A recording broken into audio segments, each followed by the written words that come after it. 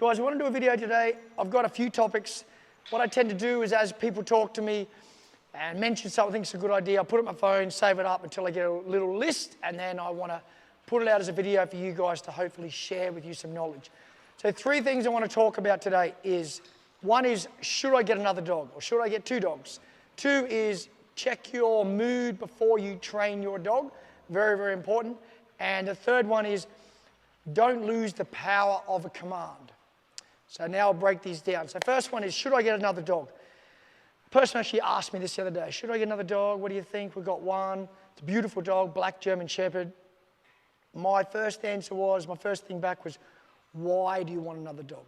Why do you need another dog? Theirs was, well, the first one that most comes up for most people is, well, my dog gets bored. I think my dog gets bored at home. Truth is, that's often coming from you. You think your dog gets bored. Sure, a dog can get bored. Truth is, if you exercise your dog enough, train it enough, do enough with your dog, it's not getting bored. It should be totally fine. What I said back to her is, are you having problems with your dog? Is there any obedience issues, behavioral issues, anything like that? She said, no, it's pretty good. No drama, all good. My answer was no. For the reason as, why upset the dynamic? If things are working well and you're comfortable and you don't have any major problems, if it ain't broken, don't fix it. That's how I sort of think of it. Don't get me wrong, 2 dogs is great sometimes. People have 5 dogs, but you have to have the lifestyle. You have to be able to manage them. You have to be able to give them all equal time. Like all these dogs here. Come here, pups. You can let them go. Come on, Coda. Come on, guys. They all want to be on the video. Okay, but I'm here and I've got staff and people helping me, and these dogs all go home. They don't stay with me full time. So, which I'm lucky, but I love being around them. They're amazing. I learn every day off these guys. But like I said, if it ain't broke, don't fix it. If everything's working well and you enjoy your dog and things are great, you bring a second dog into the mix and you can really change the dynamic. I saw this happen recently. People had 2 dogs, thought they'd bring a 3rd one in, a puppy, and overnight, the bickering between the first 2 dogs went from small bickering to puncture wounds, dogs being held down. 3rd dog comes in, upsets the dynamic, leadership issues, challenging each other, and it became a disaster. This doesn't always happen. You need to know how to introduce another dog to the family. From the outside, bring it in, do it slowly, make them accept it, and there's a process. It's not a matter of just bringing a 2nd or 3rd dog in and going, here you go, good luck. You've got to know what you're doing. You also have to make sure you've got good control of your dog. If you're going to bring a 3rd dog or a 2nd dog into your family, but you can't make your first dog sit, stay, and it doesn't have reactivity, doesn't come when it's told, does all the basics, if you haven't got that, my advice is don't do it until you at least have that. It's very, very important. No different than maybe you going to practice, run a marathon from an unfit person. You're going to practice first before you go and run a marathon. You're going to prepare for that marathon. Same with bringing a dog into your family. You need to prepare for that dog. You need to make sure you got control of your first dog before you bring a 2nd dog in and know how to do it properly. So, again, my advice is don't do it if you don't really need to. Don't do it because that you feel your dog is bored. That is the wrong reason. If you just want it because you can give the equal attention to both dogs and they're both going to have a great time, great.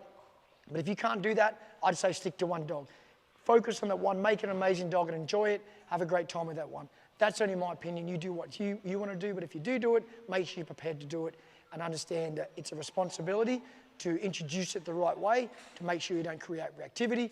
You can go from a dog having a shy dog that's not really comfortable, introducing a really confident dog, and you can create reactivity problems. So be careful on that one, do your research, think about it, and have control of your dog. So that's that one. Now, next one is checking your mood before training. I run in puppy class all the time and even personal lessons with people. Often the biggest thing I'm trying to tell people to do is lift up. They're trying to train the dog and it's come here, sit, stay. Guys, you've got to use your voice inflection. You've got to put yourself in a good mood. If you're going to train a dog, it responds directly to how you talk to it. It's not what you say, it's how you say it. So if I call a dog over here, they'll still probably sit. Any dog, pop, pop, pop, pop, come over here. Good dogs. 3 or 4 will come over. Look at them all. Some will sit, sit, sit, sit. A couple will. Hey, ready? Sit. Good dog. That's the tone I want. Sit. Good dog. Yodi, sit. Good dog. Hey, you pig. Oh, Arnold's already sitting. That's the tone I want. You need to lift your tone. You need to lift your mood. If you're going to make your dog practice going to a place and you're like, place, it's got to be, place, let's go, let's go, let's go. Hey, puppies. Dogs like happy people. You've got to be that happy people. If you're in a bad mood, you need to leave it aside. You need to put yourself in a good mood for 10 minutes, 15, 20, whatever it is. Lift yourself up. And you have to, remember, you're trying to make your dog make a choice between doing this with other dogs or possibly coming to you. So to get them to come apart by going, come here, it's not going to happen. You've got to get your dog's attention. You've got to get them focused and make them do it. So you've got to check your mood before you train your dog. It's very, very important. When I was in the army with police dogs, it was really important. We literally weren't allowed to train a dog if you're in a bad mood, flat mood. You had to lift up to get the most out of any animal, not just dogs, anything. You've got to be in the right mood, have the right temperament to get the best out of your dog. Don't expect them to work for you if you're not going to work for them. You've got to put it in. You've got to be able to lift them up. It is your job. Even if they're working breeds and they've got energy, you've got to get them focused on you. So remember that. Check your mood before you train your dog. It's vital. It's really, really important.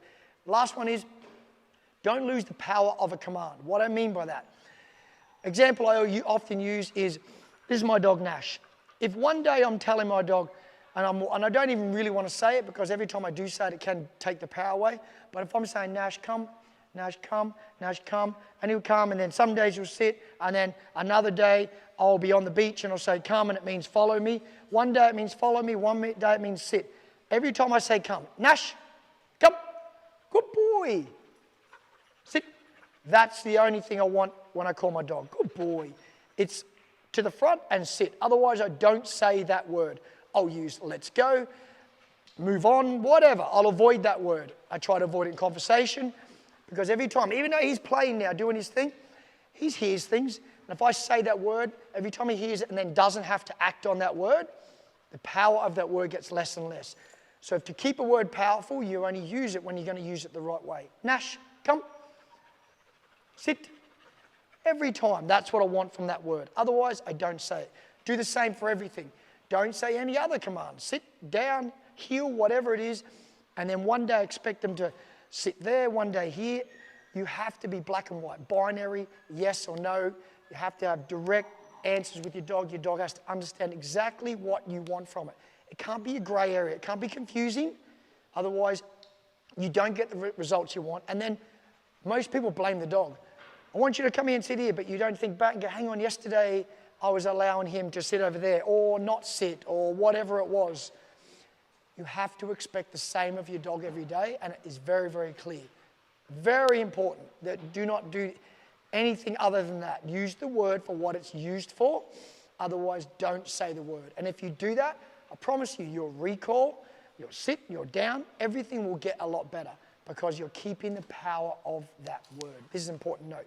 So hopefully this video helped you out with a bit of knowledge. Remember, should I get another dog? Think about it, be ready for it, know the process, understand your own dog, have your dog well trained, introduce it properly. Check your mood before you train your dog. Really, really important. Be in a good mood, lift yourself up. Vital. Don't train your dog flat. Use your voice inflection. Yodi, Yodi. Good boy. Yodi, sit. Good, sit. Tone, voice inflection. If I'm giving several different commands and I'm using the same voice, we don't want that. We want dog's name. Max, come, sit, stay, down, heel. Good dog. There's a lot of tone in that. And that's the mood. I need that inflection out of your voice. Very important. And the last one is don't lose the power of your commands. Make sure you only use it for what it's for or don't say it. Guys, if you enjoy my videos, give me a thumbs up, a like, a subscribe, a share. It is much appreciated. I hope I'm teaching you something, sharing some knowledge, and you can pass it on to other people. Stay tuned for more great videos. I'm trying to pump them out all the time and give you guys more knowledge to help you out with your dogs. I appreciate you watching. Until next time, I'll see you soon.